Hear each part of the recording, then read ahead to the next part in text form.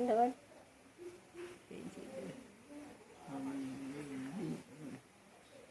අග්ගල හදලා අපි සුමා තේ බීලා යන්න ඉන්න අග්ගල හදනකම් කාලා. අය විලාවක් කලාවක් මොකද අග්ගලයක් කාලා තේ ටිකක් බොන්නේ.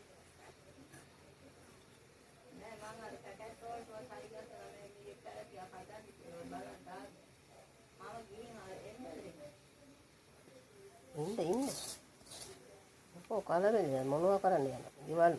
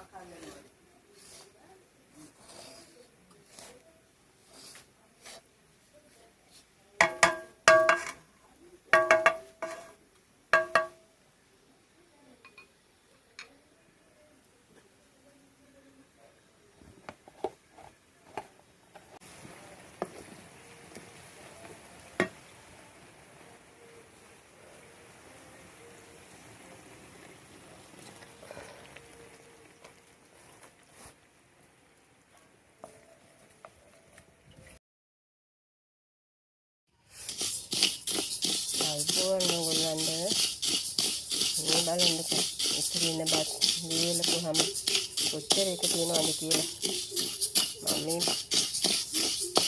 බත් ටික දීලපු බත් ටික ඇදලා පිටි කරගන්නයි හදන්නේ.